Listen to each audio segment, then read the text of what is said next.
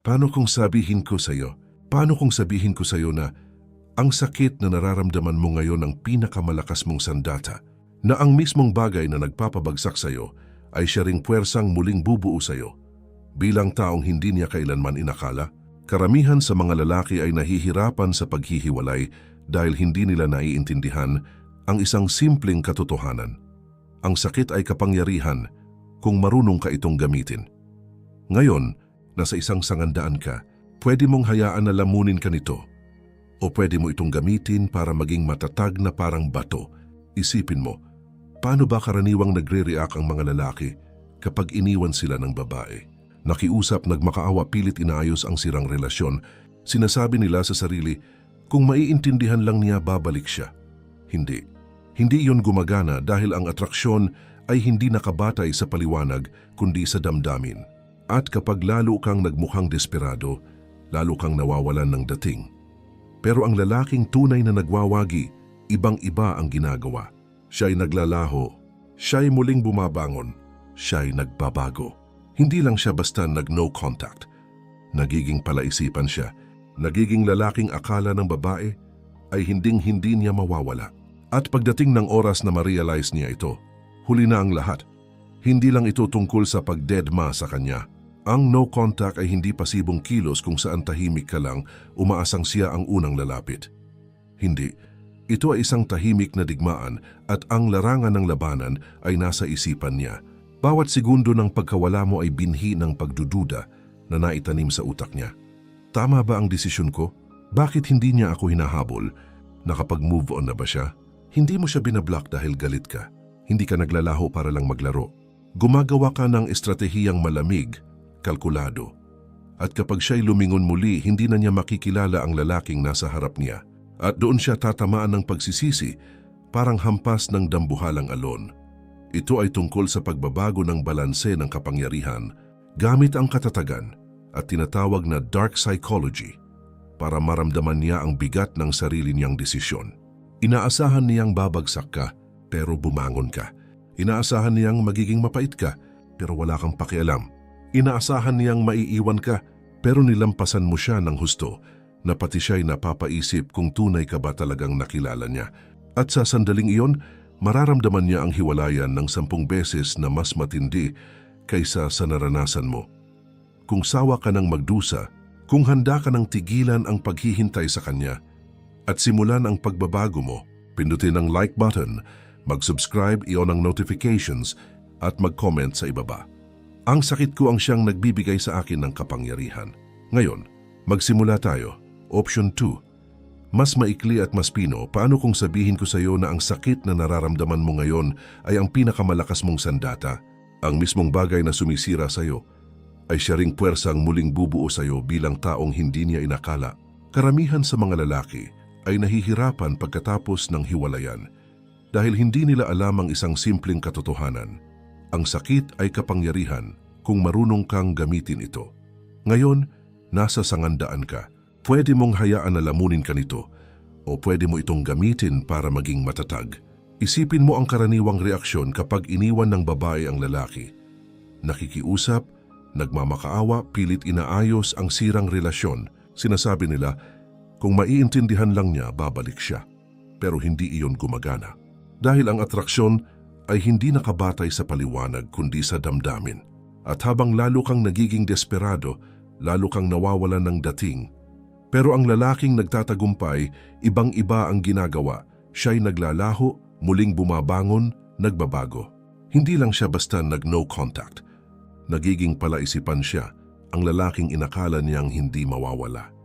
At kapag na-realize ng babae ang pagkakamali niya, huli na ang lahat. Hindi lang ito basta pagdeadma.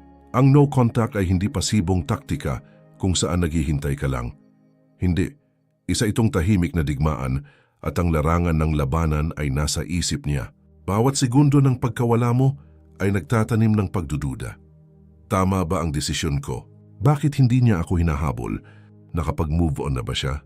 Hindi mo siya binablock dahil galit ka at hindi ka naglalaho para lang maglaro. Gumagawa ka ng estratehiyang malamig at kalkulado. At sa oras na lumingon siya, hindi na niya makikilala ang taong nasa harap niya. At doon siya tatamaan ng matinding pagsisisi. Ito ay tungkol sa pagbabago ng balanse ng kapangyarihan.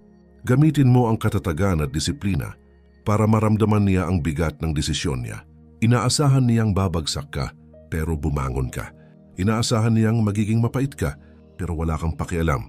Inaasahan niyang maiiwan ka, pero nilampasan mo siya ng husto, na pati siya ay nagdududa kung tunay ka ba talagang nakilala niya. At sa sandaling iyon, siya ang mas masasaktan ng 10 ulit kaysa sayo. Kung sawa ka na sa paghihirap, kung handa ka ng tigilan ang paghihintay at simulan ang pagbabago mo, pindutin ang like button, mag-subscribe, i-on ang notifications at mag-comment sa ibaba. Ang sakit ko ang nagbibigay sa akin ng kapangyarihan. Ngayon magsimula tayo. Ang pagbaliktad ng emosyon. Gawing lakas ang sakit ngayon, parang pasan mo ang bigat ng mundo. Ang mga alaala, ang mga paano kung ang paulit-ulit na eksena ng bawat usapan at pagkakamali, nakakasakal. Gigising kang siya ang iniisip. Matutulog ka na siya pa rin ang nasa dibdib mo. Pero paano kung sabihin ko sa'yo hindi ka laban ng sakit na to? Ito ang pinakamalakas mong sandata. Karamihan ng lalaki bumabagsak sa harap ng heartbreak. Nilulunod nila ang sarili sa bisyo. Inom, walang saysay na fling, walang katapusang pag-scroll, anumang pampamanhid ng sakit. Nakikiusap, nagmamakaawa, hinahabol, iniisip na kung masasabi lang nila ang tamang salita, babalik siya. Hindi iyon gumagana dahil ang atraksyon ay hindi tungkol sa luhika, kundi sa damdamin. Habang mas desperado ka, mas nawawala ang halaga mo. Pero ang isang matatag na lalaki hindi tinatakbuhan ng sakit. Hindi niya hinahayaan na lamunin siya. Kinukuha niya ito at ginagawang lakas. Isipin mo ang isang espada na pinoforge. Hindi ito nabubuo ng walang apoy, walang pressure at walang hampas. Nasa apoy ka ngayon at ang gagawin mo pagkatapos nito ang magpapasya kung lalabas kang mas matatag o tuluyang abo. Ang sakit ay enerhiya at ang enerhiya kapag nakontrol ay dalisay na kapangyarihan. Bawat emosyon, galit, lungkot, pagsisisi, pwede mong gamitin kapag in-channel mo ito sa gym, sa trabaho at sa mga pangarap mo, nagiging hindi ka mapipigilan. Sa tuwing gusto mong i-text siya, mag-push up ka ng 50. Sa tuwing nami-miss mo siya, maglaan ka ng 1 oras para sa hinaharap mo. Gawin mong lakas ang pagdurusa at di magtatagal hindi mo na makikilala ang sarili mo. Narito ang katotohanan, inaasahan niyang mananatili kang wasak. Inaasahan niyang maiiwan kang nakatingin sa nakaraan. Naghihintay ng closure na hindi darating. Inaasahan niyang mananatili kang parehong lalaking iniwan niya. Pero wala na ang lalaking iyon. At sa sandaling makita niyang umaangat ka, imbes na bumabagsak, doon niya mararamdaman ang bigat ng lahat. Walang mas nakakapagpahirap sa babae kaysa makita niyang ang lalaking iniwan niya ay siya na ngayong lalaking hindi na niya kayang abutin. Doon pumapasok ang pagsisisi. Pero sa puntong iyon, wala na yung halaga sa'yo. Dahil nalampasan mo na siya. Kung sawa ka ng gumawa ng desisyon mula sa kahinaan, at handa ka nang bawiin ang kontrol, mag-comment sa ibaba. Ako ang may hawak ng emosyon ko. Hindi sila ang may hawak sa akin. Ang malamig na paglaho, pagiging isang palaisipan ng katahimikan ang pinakamakapangyarihang tugon na maibibigay mo sa isang babae matapos ang hiwalayan. Hindi ito kahinaan. Ito ay isang sandata. Kapag naglaho ka ng walang bakas, kapag tuluyan mong inalis ang sarili mo, gumagawa ka ng bagay na hindi niya inasahan. Akala niya kilalang kilala ka na. Akala niya abot ka, lalaban ka para sa kanya, magmamakaawa ka para sa panibagong pagkakataon. Kapag hindi mo ginawa iyon, doon siya magsisimulang magtanong sa lahat ng bagay. Karamihan sa mga lalaki pumapalpak sa no contact dahil hindi sila lubusang committed dito. Nag-iiwan sila ng bakas, nagla-like ng posts niya, nagche-check ng stories, umaasang mapansin. Hindi iyon tunay na detachment. Kung gusto mong baguhin ang balanse ng kapangyarihan, hindi ka lang tatahimik. Magtatago ka. Walang text, walang tawag, walang panunood ng social media niya, walang pasaring sa mga mutual friends. Nagiging multo ka. At dito papasok ang dark psychology. Kapag may biglang nawala, nagsisimulang maghanap ang isip. Ito ang tinatawag na Zeigarnik effect. Mas natatandaan ng tao ang mga sitwasyong walang closure kaysa sa mga tapos na. Ngayon ikaw ang hindi pa tapos na kwento sa isip niya. Ang pagkawala mo ay tanong na hindi niya masagot. Hindi niya agad mararamdaman ito. Sa una, iisipin niya binibigyan mo lang siya ng space. Susunod, iisipin niyang sinusubukan mong ipamisu siya. Pero habang tumatagal at nananatili kang tahimik, doon na ito magsisimulang kumirot. Sa oras na ma-realize niyang wala na siyang access sa'yo, na hindi niya alam kung ano ang iniisip mo, ano ang nararamdaman mo, o kung may pakialam ka pa ba, doon sisimulang sumilip ang pagsisisi. Ito ang realidad. Hindi pinapahalagahan ng tao ang bagay na laging abot kamay. Kung nasanay siyang palagi kang available, natural na minamaliit ka niya. Ang tanging paraan para mabago iyon ay tuluyan mong alisin ang sarili mo. Habang mas kaunting alam niya tungkol sa'yo, mas iniisip ka niya. Habang mas iniisip ka niya, mas nadududa siya sa desisyon niya. At sa oras na magsimula ka niyang mamiss, sa oras na isipin niyang makipag-ugnayan muli, hindi ka na rin magiging parehong lalaki na iniwan niya. Lumago ka na higit pa sa inaasahan niya. Kung sawa ka ng maging predictable, kung handa ka ng kontrolin ang sitwasyon, mag-comment sa ibaba, naglalaho ako ng walang bakas. Ang hindi matitinag na frame pagmaster ng emosyonal na kontrol ng iwanan kanya, inaasahan niyang makakakuha siya ng reaksyon mula sa iyo. Lungkot, galit, desperasyon o kahit poot. Gusto niyang makakita ng emosyon. Bakit? Dahil ang emosyon ay katumbas ng attachment at habang emosyonal kang nagre-react sa kanya, nasa kontrol ka pa rin niya. Pero ano ang mangyayari kung hindi ka mag-react? Ano ang mangyayari kung mananatili kang kalmado, maayos at hindi natitinag? Doon nagbabago ang kapangyarihan. Karamihan sa mga lalaki bumabagsak pagkatapos ng hiwalayan. Hinahayaan nilang kontrolin ng emosyon ang kanilang aksyon.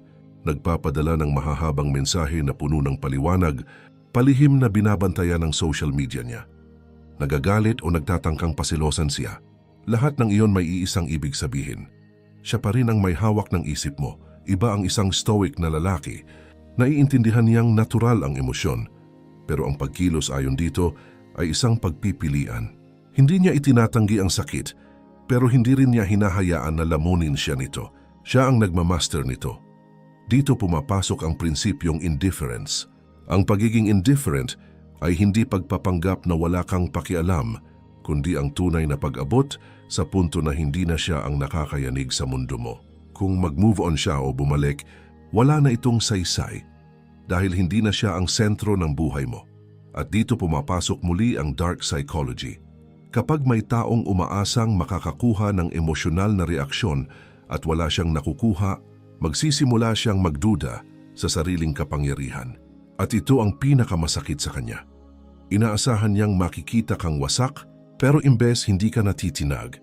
Akala niya hahanapin mo ang validation, pero imbes nanahimik ka ng tuluyan, umaasa siyang binabantayan mo pa rin siya, pero naglaho ka ng ganap na hindi niya alam kung parte ka pa ba ng isipan niya. At dito niya mararamdaman ang bigat ng hiwalayan, mas malala pa kaysa sa naranasan mo. Kapag pinanatili mo ang frame mo, kapag pinakita mong walang bagay na makayanig sa'yo, wala siyang magagawa kundi magsimulang pagdudahan ang desisyon niya. Kung sawa ka nang mag-react, kung handa ka nang kunin ang buong kontrol sa emosyon mo, mag-comment sa ibaba. Ako ang may hawak ng isip ko. Wala nang iba. Ang social shift, estratehikong pagbabago ngayon, iniisip niya na kilalang kilala ka pa rin niya. Akala niya nang iniwan ka niya, na natili ka lang pareho. Na nasa parehong routine ka pa rin, iniisip siya at natigil sa parehong cycle. At ang maling akalang ito, ang pinakamalakas mong sandata. Karamihan sa mga lalaki pagkatapos ng hiwalayan ay nananatiling nakatigil. Ikinukulong nila ang sarili, nilulunod sa emosyon, o pilit nagpapatunay sa social media gamit ang mga peke at pilit na posts ng kaligayahan. Hindi ganyan nilalaro ang laro na ito. Sa halip gumagawa ka ng totoong hakbang. Binabago mo ang buong realidad mo, hindi para sa kanya, kundi para sa sarili mo. Ang pinakamalaking pagkakamali ng mga lalaki ay ang direktang pagsiselos sa ex, nagpo-post ng thirst traps, nag-flex o sobra-sobrang pagbabahagi ng buhay. Hindi, emosyonal pa rin iyon at ang emosyon ay senyales ng kahinaan. Ang kailangan mong gawin ay mag-evolve ng napakalakas hanggang sa hindi na niya makilala ang taong nagiging ikaw. I-upgrade mo ang kapaligiran mo, pumunta sa mga bagong lugar, makipagkilala sa bagong tao, gumawa ng mga bagong gawe. Maging abala ka sa sariling pag-unlad na wala ka ng oras para isipin siya At heto ang dark psychology sa likod nito. Ayaw ng mga babae na mapalitan, pero ang tunay na kinatatakutan nila ay maging irrelevant. Hindi lang ito tungkol sa pagkakaroon mo ng iba. Ito ay tungkol sa pag-angat mo, sa puntong hindi ka na niya maabot.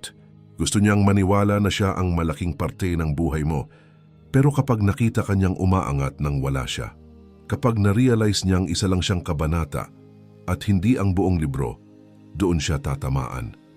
Kahit hindi kanya i-follow sa social media, maniwala ka nakabantay pa rin siya. O kung hindi man siya, may kakilala siyang nakatingin para sa kanya. Bawat galaw mo, bawat maliit na pagbabago sa enerhiya mo, umaabot pa rin iyon sa kanya.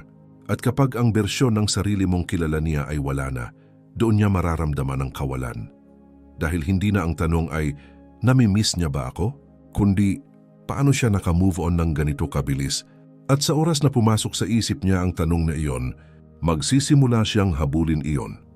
Kung sawa ka na sa pamumuhay sa nakaraan, kung handa ka ng maging lalaking hindi na niya kayang abutin, mag-comment sa ibaba, lumalagpas ako sa nakaraan ko. Ang lakas ng kawalang pakialam.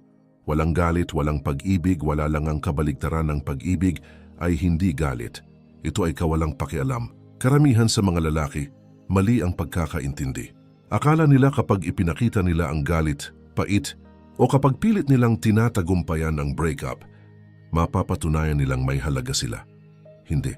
Emosyon pa rin iyon at habang may emosyon ka, nasa kanya pa rin ang kapangyarihan. Hanggat may nararamdaman ka, pag-ibig man, galit o pagkabigo, hawak ka pa rin niya. Sa bawat reaksyon mo, kahit negatibo, pinapatibay mo lang ang ideya na mahalaga pa rin siya at doon nananatili ang kontrol niya. Ang isang stoic na lalaki, hindi nasasayang ang oras sa mga bagay na wala na sa kontrol niya. Pinili niyang umalis at tinatanggap mo yon. Hindi dahil mahina ka, kundi dahil ayaw mong kontrolin ka ng kahit ano maliban sa sarili mong isipan.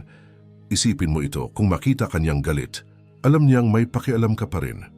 Kung makita kanyang nagyayabang, alam niyang iniisip mo pa rin siya.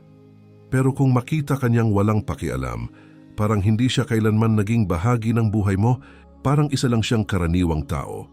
Doon niya mararamdaman ang hiwalayan ng mas malala pa kaysa sa naranasan mo. Bakit? Dahil inaasahan ng mga babae na magre-react ang lalaki. Inaasahan nila ng drama, ng habol, ng emosyon kapag wala silang nakukuha. Kapag para bang wala silang halaga, doon nagsisimula ang duda. Magsisimula siyang magtanong, mahalaga ba talaga ako sa kanya? Isa lang ba akong karaniwang karanasan? Bakit parang wala lang sa kanya? At doon siya magsisimulang mag-check. Mag-scroll sa social media mo, magtanong sa mga mutual friends, maghanap ng kahit anong palatandaan na iniisip mo pa rin siya. Pero sa oras na iyon, wala ka ng pakialam. Dahil ang tunay na kawalang pakialam ay hindi galing sa pagpapanggap. Ito ay galing sa pagkakaunawa na siya ay hindi kailanman ang premyo. Kung sawa ka ng sayangin ng enerhiya sa nakaraan, kung handa ka ng kumalas ng tuluyan, mag-comment sa ibaba. Wala akong utang sa nakaraan, ang scarcity effect, paggawa sa iyong sarili. Bilang isang limitadong yaman, pinapahalagahan lang ng tao ang bagay na hindi nila madaling makuha. Sa ngayon, iniisip pa rin niya na may access siya sa'yo. Hindi man direkta, pero sa isip niya, available ka pa rin. Iniisip niya na kapag naisipan niyang makipag-ugnayan, sasagot ka. Na kapag nagpakita siya ng kaunting interes, babalik ka agad. Hanggat ganoon ang paniniwala niya, hindi niya mararamdaman ang pagkawala mo. Karamihan ng mga lalaki pagkatapos ng hiwalayan ay nananatiling available. Hindi sila humahabol, pero hindi rin sila tuluyang naglalaho. Nananatili silang nakabitin, nag-iiwan ng bukas na pintuan, o tumutugon sa mga breadcrumbs niya. Iniisip na senyalis iyon na gusto niyang bumalik. Hindi. Hindi iyon kapangyarihan. Iyon ay kahinaan na nakabalat kayo bilang pag-asa. Kailangan mong maintindihan ang isang bagay. Ang laging available ay hindi kailanman pinapahalagahan. Kapag iniisip niyang palagi kang magiging opsyon, wala siyang dahilan para maramdaman ang pagkawala mo. Sa sandaling ma-realize niyang tuluyan na siyang nawalan ng access sa'yo, doon magsisimula ang pagsisisi. Kaya't hindi ka lang basta nag-no contact, ginagawa mong limitado ang sarili mo sa lahat ng paraan. Hindi ka lang basta hindi nagre-reply, nagiging unreachable ka. Hindi ka na pumupunta sa parehong mga lugar. Hindi ka na parte ng mundo niya. Kapag sinubukan ka niyang hanapin, ang makikita niya ay espasyong bakante kung saan ka dati naroroon. At heto ang psychological twist. Gusto ng tao ang hindi nila makuha. Likas ito, ang scarcity ay lumilikha ng demand. Noong palagi kang nandyan, may luxury siyang balewalain ka. Pero ngayon misteryo ka na. Bihira. At bigla niyang iniisip kung tunay ka ba talagang naging kanya. Kapag na-realize niyang hindi na libre ang atensyon mo, hindi na opsyon ang presensya mo, at baka tuluyan ka na niyang nawala, doon niya mararamdaman ang hiwalayan ng 10 beses na mas matindi kaysa sayo. Kung sawa ka na sa pagiging opsyon, kung handa ka nang maging hindi mapalitan, mag-comment sa ibaba. Ako ay isang pribilehiyo, hindi isang opsyon. Ang mga banayad na paalala, pag-iiwan ng psikolohikal na trigger ang pagkawala ay hindi nangangahulugang makakalimutan. Sa katunayan, kapag tama ang ginawa, mas dadalhin ng isip niya ang alaala mo kaysa noong naroroon ka. Bakit? Dahil hindi kailanman nakakalimot ang isip sa mga kwentong walang ending. Ngayon, iniisip niya na mawawala ka lang ng tahimik. Akala niya na kapag hindi ka na niya nakikita, hindi ka na rin niya maiisip. Hindi ganon gumagana ito. Ang layunin mo ay mag-iwan ng mga banayad na psychological triggers, maliliit at didirektang paalala na nananatili ka sa kanyang subconscious kahit hindi ka kailanman nakikipag-ugnayan. At heto ang susi. Ginagawa mo ito ng effortless. Karamihan ng lalaki, sobra ang effort para patunayan na nakamove on na sila. Nagpo-post ng thirst traps, nagpapakita ng peking kaligayahan o sinusubukang pasilosa ng ex sa social media. Iyon ay emotional, iyon ay kahinaan. Ang tunay na lalaki, simple lang ang pamumuhay, pero sa paraan na nakakapagpamisteryo. Baka mag-post ka ng larawan, hindi para sa kanya, kundi bilang sariling dokumentasyon, pero nasa lugar na hindi ka pa niya nakikita, gumagawa ng bagay na hindi niya inasahan. Baka banggitin lang ng mutual friend, oo, iba na siya ngayon, busy sa sarili niya. At iyon na, walang detalye, walang paliwanag, sapat lang para magtanim ng binhi at ang binhi ay tutubo. Sa oras na magtanong siya, ano na kaya ang ginagawa niya? Sino ang kasama niya? Bakit parang nagbago siya? Panalo ka na. Ang kuryosidad ay napakalakas na emosyon at sa sandaling muli siyang maging curious tungkol sa'yo, wala na siya sa kontrol. Siya na ang magsisimulang maghanap ng palatandaan, mag-scroll sa profile mo, magtanong tungkol sa'yo, magtaka kung bakit hindi ka nagre-react, kung bakit hindi ka humahabol. Habang tumatagal, mas maraming espasyo ang nasasakop mo sa isip niya. Pero sa puntong iyon, ang layo mo na at wala nang halaga ang kuryosidad niya sa'yo. Kung sawa ka na sa paghabol, kung handa ka nang siya naman ang humabol sa alaala mo, mag-comment sa ibaba. Ako'y nagiging hindi malilimutan. Ang reverse chase, hayaan siyang damhin ang iyong pagkawala ngayon, iniisip pa rin niya na siya ang may hawak ng lahat. Iniisip niyang dahil siya ang nagwakas, dahil siya ang unang umalis. Palagi ka nang nariyan, naghihintay sa likod. Hanggat ganoon ang iniisip niya, hinding-hindi niya mararamdaman ang pagkawala mo. Pero heto ang psikolohikal na sikreto, hindi mo siya hinahabol. Hinahayaan mong siya ang humabol sa puwang na iniwan mo. Karamihan ng lalaki nagkakamali, direktang humahabol o dituwirang nagpaparamdam. Nananatiling available? Nagla-like ng post. Nananatili sa paligid para lang mapansin. Yun ay kahinaan. Ang kailangan mong gawin ay kabaligtaran. Hindi ka lang basta umaalis, nagiging untouchable ka. At dito pumapasok ang dark psychology. Hindi tunay na nararamdaman ng babae ang hiwalayan noong nangyari ito. Nararamdaman niya lang ito kapag nawala na ang kapangyarihan niya sa'yo. Sa simula, kumpiyansa siyang babalik ka, pero habang lumilipas ang oras at nananatili kang tahimik, habang nakikita niyang umaangat ka imbes na bumagsak, nagsisimula siyang magduda, mali ba ang akala ko? Bakit hindi siya nakikipag-ugnayan? Nakapag-move on na ba talaga siya? At doon nagsisimula ang panik. Kapag nagsimula na siyang magtanong, kapag nagsimula na siyang mag-alala kung tuluyan ka na niyang nawala, doon siya magsisimulang humabol. Pero heto ang tunay na power move. Sa oras na ma-realize niyang nawala ka na, hindi mo na rin siya gugustuhin pabalik. Dahil sa lahat ng oras na akala niya ay hihintayin mo siya, ikaw ay nagle-level up. Gumaling ka, lumago ka, Naging lalaking hindi na nakatali sa nakaraan kundi bumubuo ng sariling kinabukasan. At ang irony, siya na ngayon ang nagsisisi. Siya na ang nakatingin sa telepono. Siya na ang nagtataka kung babalik ka pa. Pero hindi na. Dahil naging lalaking hindi na niya kayang maabot ang ikaw. Kung sawa ka na sa paghabol, kung handa ka nang siya naman ang humabol sa nawala sa kanya, mag-comment sa ibaba. Lumayo ako at siya ang sumusunod. Ang pagbabago ng kaisipan. Mula pagkawala hanggang kalayaan, karamihan sa mga lalaki ay tinitingnan ng breakup bilang isang pagkawala. Iniisip nilang may ninakaw sa kanila, na nawala ang the one at hindi na sila buo nang wala siya. Iyon ang pinakamalaking kasinungalingang ikinondisyon sa'yo. Ang hiwalayan ay hindi pagkawala, ito ay paglaya. Paglayo mula sa ilusyon, mula sa attachment, mula sa bersyon ng sarili mong naniwalang kailangan mo siya para maging buo. Sa sandaling hindi mo na ito tinitingnan bilang trahedya, kundi bilang pagbabagong anyo, lahat magbabago.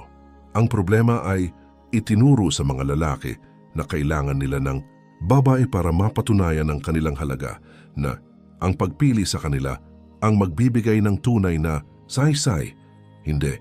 Ang halaga ng isang lalaki ay nanggagaling sa kanya mismo, sa kanyang disiplina, layunin at kakayahang tumayo mag-isa. Sa oras na ilipat mo ang isip mo mula sa pagkailangan tungo sa pagiging, mula sa paghahabol tungo sa pag-akit, doon ka nagiging tunay na makapangyarihan.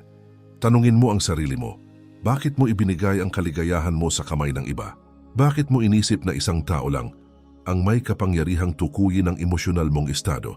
Ngayon na iyon nagtatapos, narito ang katotohanan. Hindi kanya kumukumpleto, nililihis kanya. At ngayon nang wala siya, napipilitan kang harapin ang sarili mo. Dito bumabagsak ang karamihan ng lalaki, pero dito rin umaangat ang malalakas. Ang sakit ay pansamantala, pero ang lalaking nagiging ikaw pagkatapos nito, iyon ang tatagal magpakailanman. Hindi ka basta nagmo-move on mula sa breakup. Lumalampas ka rito. Hindi mo hinahanap ang paghihiganti o sinusubukang pasilusan siya. Nilalampasan mo lang ang bersyon ng sarili mong dating. Nag-akala na kailangan mo siya. At sa sandaling tunay mong maintindihan ito, na walang tao, walang relasyon, walang pagkawala ang makakakuha ng kapangyarihan mo, doon ka nagiging untouchable. Kung sawa ka na sa pagtingin dito bilang pagkawala at handa ka nang yakapin ang sarili mong kapangyarihan, mag-comment sa ibaba. Kailangan ko ang sakit na ito para matagpuan ang aking lakas. Tanghuling hakbang. Kapag bumalik siya, wala ka na ito ang bahaging hindi sinasabi ng karamihan. Kapag ginawa mo ito ng tama, babalik siya. Hindi man ngayon, hindi man sa susunod na linggo, pero darating ang oras na mananaig ang kuryosidad at pagsisisi. Magpapadala siya ng simpleng, "Kumusta ka na?" Maglalike siya ng lumang litrato. Hahanap siya ng dahilan para basagin ang katahimikan. At dito nagkakamali ang karamihan ng lalaki. Nakikita nila ang mensahe, ang maliit na senyales ng interes at iniisip nila, ito na ang pagkakataon ko. Mabilis silang bumabalik, sabik na ipakitang sila pa rin ang parehong lalaki, handang ibigay ang bagay na tinalikuran nito noon. Hindi, iyon ang bitag. Hindi ikaw ang namimiss niya. Namimiss niya ang kapangyarihan niya sa'yo. Namimiss niya ang pakiramdam na palagi kang nariyan, naghihintay at umaasa. Sa sandaling ibigay mo ulit ang validation na iyon, binubura mo ang lahat ng pinaghirapan mong buuin. Pero ikaw, iba ka na ngayon. Hindi ka na ang lalaking iniwan niya, patay na ang bersyon na iyon. Ang bagong ikaw ay hindi na siya kailangan. Hindi mo na nga siya iniisip, kaya't kapag nakipag-ugnayan siya, nasa iyo ang desisyon. Pero ito ang realidad. Kung tatanggapin mo siya muli, sinasabi mong, hindi talaga ako nagbago. Kung papatulan mo ang laro niya, pinapatunayan mong, kontrolado mo pa rin ako. Pero kung mananatili kang detached, kung kikilalanin mo siya pero panandalian lang, kung sasagot ka ng kalmado at hindi apektado, doon niya marirealize na tuluyan ka na niyang nawala. Ang huling katotohanan, mula pagkawala hanggang kalayaan sinimulan mo ang paglalakbay na ito, na iniisip mong may nawala sa'yo, na may kinuha siyang bahagi ng pagkatao mo nang iniwan ka niya. Pero ngayon alam mo na ang totoo, wala siyang kinuha sa'yo, pinalaya ka niya. Binigyan ka niya ng perpektong pagkakataon na muling buuin ang sarili mo para maging bersyon ng sarili mong hindi lang nakakaakit ng babae kundi naguutos ng respeto mula sa mundo. Hindi sinisira ng hiwalayan ang mga lalaki. Inilalantad nito sila. Ipinapakita nito kung saan mo inilagay ang halaga mo, kung saan ka kinulang ng disiplina, at kung saan ka umasa sa iba para sa pakiramdam ng sariling halaga. Sa sandaling makita mo iyon ng malinaw, sa sandaling mabawi mo ang kontrol, nagiging unstoppable ka. Hindi mo siya kailanman kinailangan. Isa lang siyang kabanata, hindi ang buong libro. Sa ngayon, marahil ramdam na niya ang bigat ng desisyon niya. Pinapanood ka niya, iniisip ka niya, nagsisisi siya. Pero heto ang irony, sa oras na tunay kanyang gustuhing bumalik, wala ka nang pakialam. Hindi ka na naghahabol sa nakaraan. Nilampasan mo na ang bersyon ng sarili mong minsang pumayag na makontento sa kanya. Kaya't magpatuloy ka, magtayo at mag-evolve. Dahil ang lalaking nagiging ikaw ngayon, hindi naghihintay kaninuman. Kung tapos ka na sa paghihintay, kung handa ka nang pumasok sa bago mong realidad, mag-comment sa ibaba. Tuluyan niya akong nawala. Kung tumama sa iyo ang mensaheng ito, kung tapos ka na sa paglalaro ng maliit, mag-comment sa ibaba. Ako ay hindi mapipigilan at bago ka umalis, siguraduhing i-like ang video na ito. Mag-subscribe at i-on ang notifications para hindi ka makaligtaang muli ng isa pang aral. Manatiling malakas, manatiling nakatuon at huwag kalimutan. Ang kapangyarihan mo ay palaging iyo.